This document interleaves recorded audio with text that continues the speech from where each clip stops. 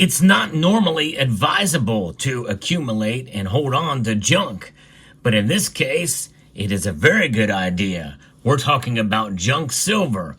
We're going to explain what that term means and also talk about two other terms that really describe what this kind of silver is and why it's a good idea to own it. We'll talk about everything you wanted to know about stacking junk silver. Let's talk about it as we explore.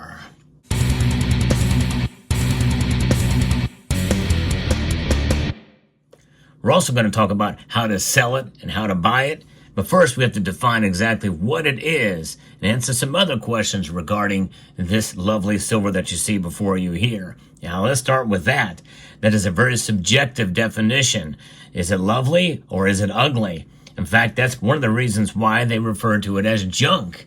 Because constitutional silver, which is another term that's used, specifically designates U.S. silver coins that circulated at one point in time. But many people feel after wear and tear over the many different years, it can develop a hue, a wear, and a patina that leaves it sort of dirty looking, which is why some people are kind of turned off by it. Silver stacking really falls into two major categories. And number one is this type of silver, which, by the way, the broad term that I like to use for it, depending on the country you live in, well, it would be spending silver, silver that was once spent as currency, as money. For most of history, that's exactly what happened. But usually that silver has a balance of other metals, usually copper in them, to help strengthen the silver because pure silver is a bit more soft. But so spending silver is one overall general variety, but the most popular form is constitutional, or 90%, or junk silver here in the United States. But nonetheless, the other version is pure silver bullion. And the cheapest version of that is going to be what are referred to as generic or privately issued rounds, like this Golden State Mint Buffalo. And this is the most common design that you would see for that type of silver is going to be the Buffalo design. The other variety is going to be sovereign coins, such as you see here. Coins are definitely a way to be able to show recognizability and also recognized and verified by the issuing government. This is the American Silver Eagle, the most popular bullion coin on the planet. American Silver Eagle is. It's pure silver, and usually there are some premiums tied to these that vary depending on the popularity, the demand that entails them. The same holds true for spending silver in general, but constitutional or junk silver, as it is referred to, really is sold essentially by the silver content that contains in it. So what does it specifically refer to? It refers to U.S. coins with no numismatic or collectible value beyond the silver content. These coins are typically circulated and were minted before 1965, although there were some that were issued beyond 1965, dated 1964 coins, in order to further deplete the strategic silver reserves. 1964 coins were minted well into 1965. But they contained 90% silver always for all denominations that were 90% silver. So usually they refer to dimes, quarters, half dollars, and dollars.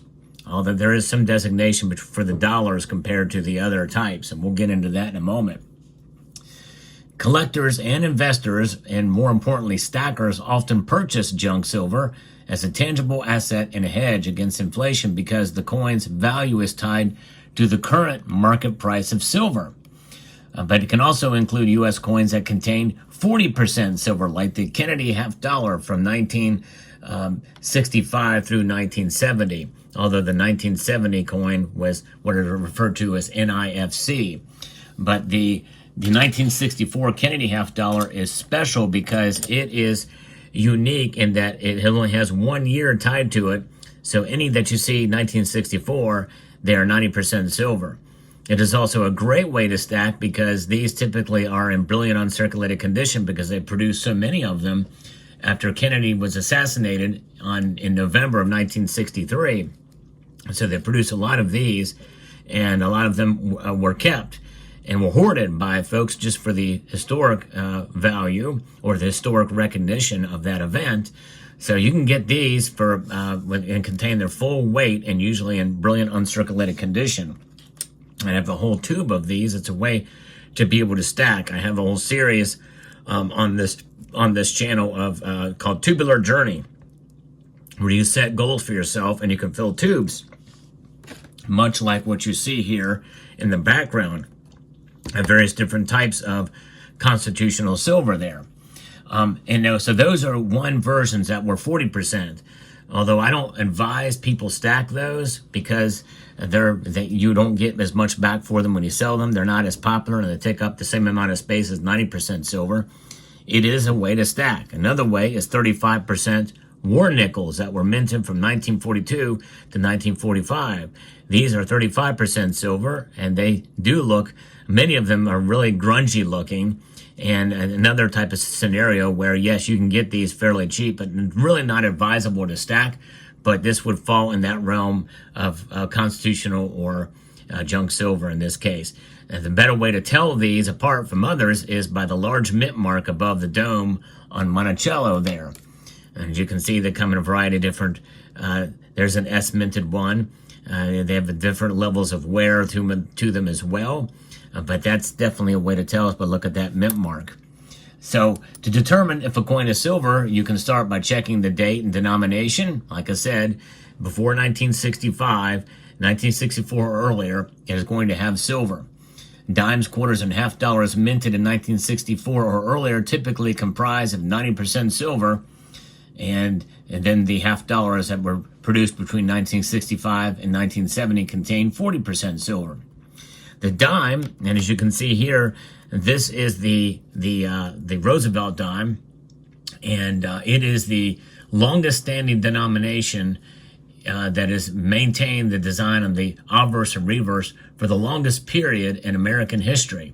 That is going to change in 2026, by the way.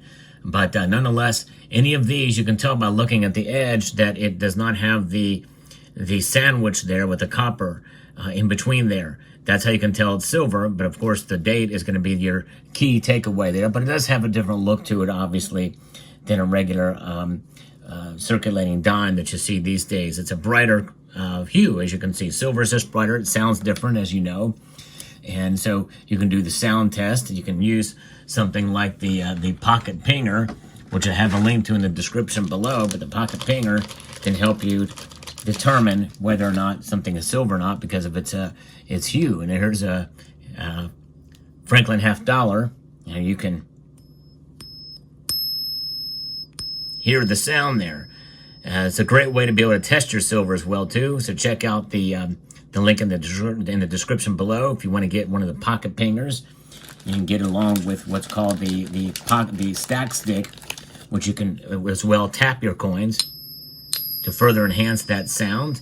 But that's a way to kind of test those to see. But usually what I like about the Franklin half dollars is its design alone lets you know that this is silver. All of the ones that have the Franklin on the obverse here and the bell on the reverse here, well, you know they're silver. That's one of the reasons why I like some of those earlier versions. The Washington quarter is another one that stayed the same design for many, many years until 1999 when they changed to the state quarters program, and it's been different ever since then. But that is another way, and of course you can see the difference there. Same way to be able to tell too. Some of these smaller coins, the best way to test these is using the CCT silver slide. The slide test is a great way because of the diamagnetism of silver to be able to tell the difference. But look at the date. This is 1962. No sandwich there, no cladding with the sandwich layers there, so you know that's silver.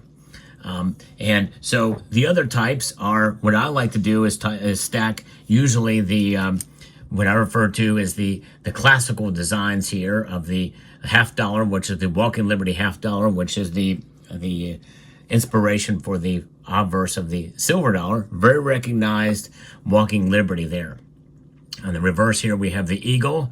And so beautiful coin here. You can get these, but the problem when you stack coins like these, they tend to be a little bit more worn. So I like to cherry pick when I get these from my local coin shop. They allow me to do that. By the way, the local coin shop is the best place, I think, to buy, because you're not at the mercy of somebody else picking out your coins for you. They should let you pick through them to find the ones that have larger designs. Earlier than that, you have the Barber. These are very, very typically very wore down. So I don't advise stacking these unless you can find them in good condition and still maintain the non-numismatic price. In other words, the price that you typically would pay for a constitutional silver, which I'm going to explain what that is in a moment. And then you have the Standing Liberty Quarter, a beautiful coin, highly recognizable. They only made these in silver. So this is why this is something that I like to stack too, which is a beautiful design. And then you have the Mercury, or the correct term is a Winged Liberty Dime. And these are just fabulous coins here. You can still find a lot of these in fairly decent condition and not pay a premium for them, but you have to have a local coin shop who allow you to be able to pick through it. Now, those $50 sometimes will have, depending on the demand on them, will have a little bit of higher premium. So take that into account. You have to be agile when you're making purchases. I have seen local coin shops charge a little bit more of a premium for $50. Silver dollars almost always have a higher premium. And they also have a higher silver content. I'll get into that in a moment. But these typically have a little bit of higher premium. There are rare instances where they don't, but I really don't advise stacking these coins because of that, even though they do contain a little bit more silver. But nonetheless, there is a bit more of a premium to them because of what they are. So even though these are constitutional silver, most don't see it that way because there are some numismatic value even to some common dates, like this coin here. This is the 1921 Morgan dollar, extremely common, but many times there's a bit of a premium tied to them. So what is the silver content for these? Well, a silver dime is a 90% silver, and it has 0.0715 ounces. So well under a tenth of an ounce for this coin. 14 of these make up an ounce of silver, by the way. And then you have the quarter. And here is the Barber quarter dollar. And again, not usually advisable to stack because it's very hard to get these things. They're usually very slicked out. But this is another version here. But the quarter contains 90% silver, and it has just under 0.2 of an ounce. It's 0.1787 troy ounces of silver content in it. And then you have the 90% half dollar, and that is a 0.3575. So just under 0.4 of an ounce. So again, you put these all together, and that's 0.72 some odd ounces. And then a silver dollar has 0.7735 troy ounces.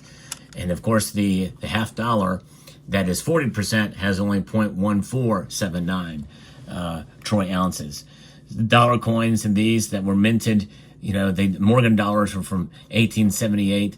And then the peace dollars went all the way through to 1935, or 90% silver, but they contain that 7735, slightly more than the others. The dates are important because U.S. Mint changed the metal composition of coins after specific years, reducing or eliminating the silver content. Again, 1964 is the magical number there for that. And then we can see what has happened through the course of time, and the demand for these vary.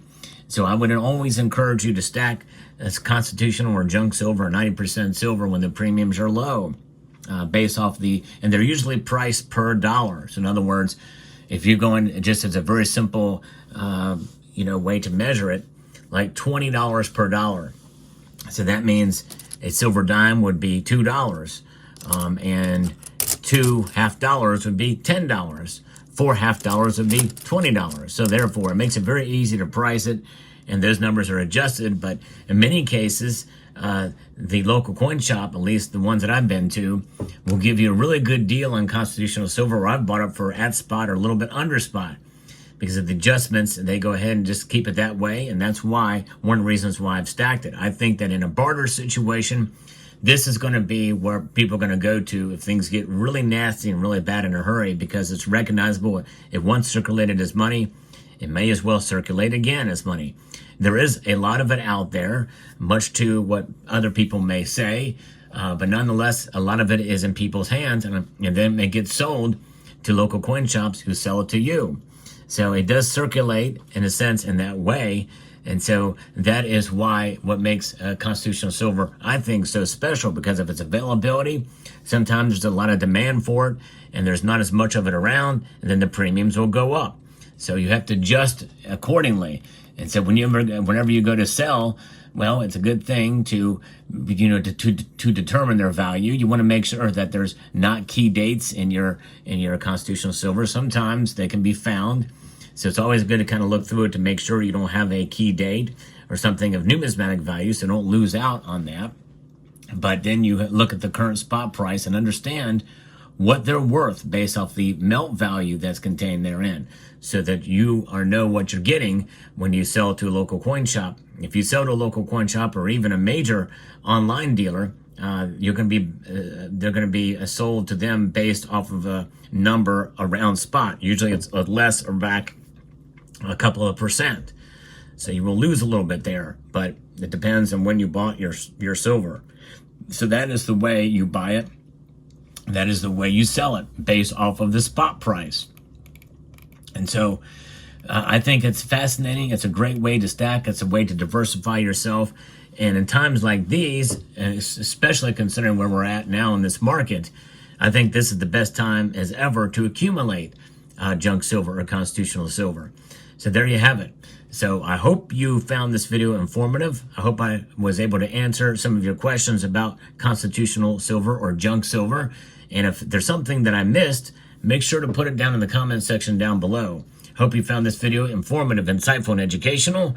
Would like to extend a multitude of gratitude to each and every one of you for taking the time to watch, and to encourage you to please rate, share, comment, and subscribe.